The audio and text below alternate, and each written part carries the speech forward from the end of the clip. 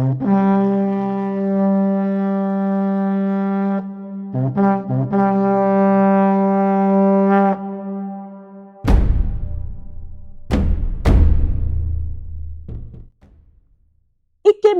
wiped sweat from his brow as he finished cleaning the shop floor in Onitsha.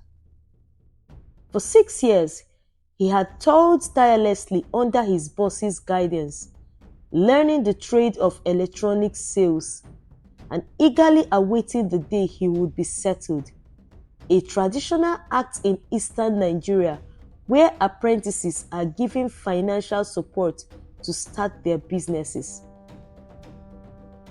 6 years of hard work had finally brought him to this moment. He sat across from Chief Ezekwesili, his master, who looked at him with an unusual seriousness. Ikemefuna, Chief began, avoiding his gaze. You have been loyal, hardworking, and I'm proud of you, but... But what, sir? Ikemefuna asked, his heart thumping. Chief sighed deeply. Business hasn't been good lately. I cannot settle you as promised. Ikemefuna's chest tightened. But Chief, you said, I know what I said, Chief interrupted. But times are hard. Be patient. Ikemefuna left the meeting feeling devastated. 6 years of serving Chief's business, handling deliveries, and managing customers, all for nothing. After months of waiting in vain, he decided to go back to his mother in the village, Obosi. Returning to his small home that evening, Ikemefuna sat in silence. His mother, Ugodia, entered and saw his despondent look. My son, what is it? She asked softly. Chief refused to settle me, he muttered, clenching his fists. 6 years wasted, Mama. What do I do now? His mother placed a hand on his shoulder. God will make a way. Do not lose hope. Over the next few weeks, Ikemefuna sought help from friends and relatives, but none could assist him. Frustration mounted until one day when his mother walked in with a small bundle of cash. I borrowed this from a local lender, she said, her voice trembling. Mama, you shouldn't have done that, Ikemefuna protested. It is for you to start something, she insisted. Use it wisely. Thank you, Mama, Ikemefuna said, tears brimming in his eyes. I won't let you down. With the money, Ikemefuna rented a small space and bought tools to open a barbing salon. He poured his heart into the business, offering neat, affordable haircuts that quickly attracted a steady stream of customers. The soft buzz of Ikemefuna's clipper filled the air as he walked deftly on a customer's hair. His small barbing salon had become a bustling hub in the community. Men of all ages came to him for his neat and affordable haircuts. But what stood out was Ikemefuna's unusual habit. After every haircut, he would carefully sweep the floor, meticulously gathering every strand of hair into a sack. Why do you bother with all that? A customer once asked, gesturing to the hair. Why not just sweep it outside like everyone else? I believe in keeping the place clean, Ikemefuna replied without looking up. It is part of the service. Most customers dismissed it as an eccentricity, but others found it odd. Ikemefuna, however, remained focused. After closing shop each evening, he would strap the bags of hair onto his motorcycle and ride off into the night, his destination a mystery. As business grew, the demands became overwhelming. To ease the workload, Ikemefuna hired Dike, a young and eager barber. Dike quickly proved himself, earning the trust of customers. Dike watched curiously as Ikemefuna performed his hair gathering ritual yet again. "Why do you always keep the hair?" Dike asked cautiously. "It is a habit," Ikemefuna said curtly, his tone leaving no room for further questions. Suspicion lingered in Dike's mind, and curiosity began to gnaw at him. Determined to uncover the truth, he decided he would follow his employer one night to find out where he took the bags of hair. Little did Dike know, he was about to uncover something far darker than he could ever imagine.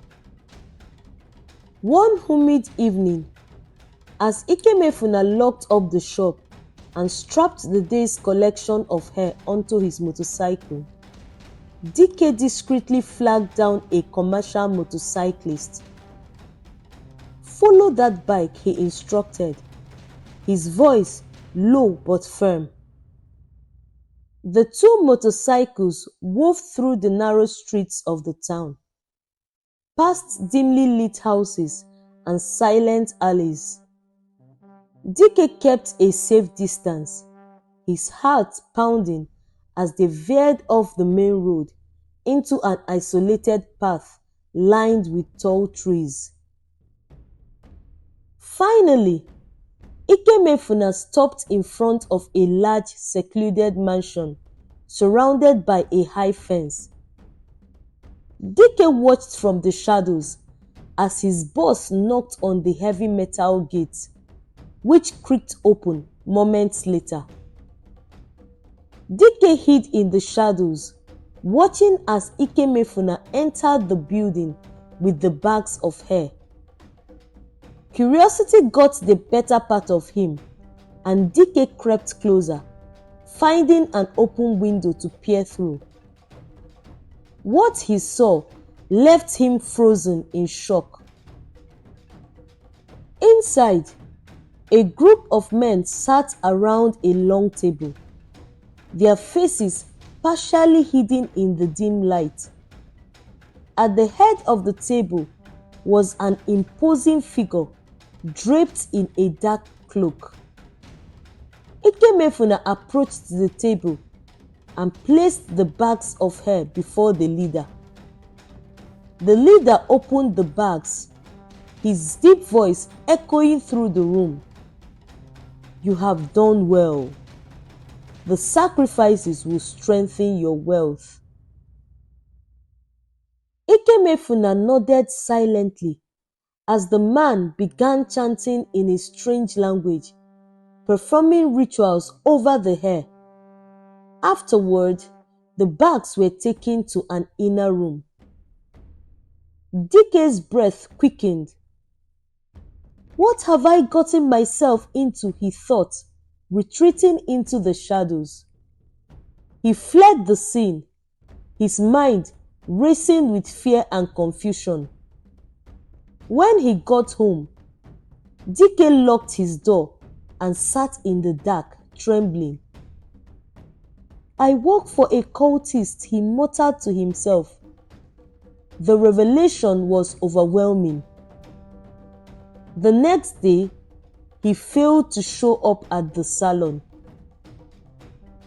When Ikemefuna arrived at the shop the next morning, He noticed that Dike was absent. It was unusual, as Dike was always punctual. Concerned, he sent someone to check on him. He says he won't come back, the messenger reported. Confused, Ikemefuna went to Dike's house.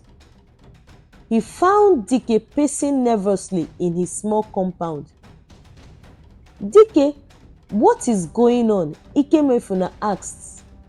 Why didn't you come to work? Dike froze, avoiding his boss's eyes. I can't work for you anymore, he blurted. What? Why? Did I do something wrong? Dike finally looked up, his face pale. I saw what you did last night, he whispered. Ikemefuna's eyes widened. What do you mean? I followed you, Dike admitted, to that house. I saw everything. The rituals, the hair. You are a cultist, aren't you? Ikemefuna staggered back, his mind racing. He grabbed Dike by the shoulders. You don't understand, he pleaded. It's not what you think. Not what I think, Dike snapped, shaking free. You are sacrificing people's hair for wealth. How can you live with yourself? Ikemefuna sank to a bench, burying his face in his hands. I didn't want this, he muttered. Please, let me explain. Dike hesitated, but finally sat down. You have 5 minutes. Ikemefuna took a deep breath. It all started when I ran into an old friend. He was rich, cars, houses, everything. I asked him how he made it, and he introduced me to the group. They promised me wealth if I made sacrifices. At first, I refused, but because my income was meager, I gave in. And the hair? Dike asked, his voice trembling. It's used as a point of contact, Ikemefuna confessed.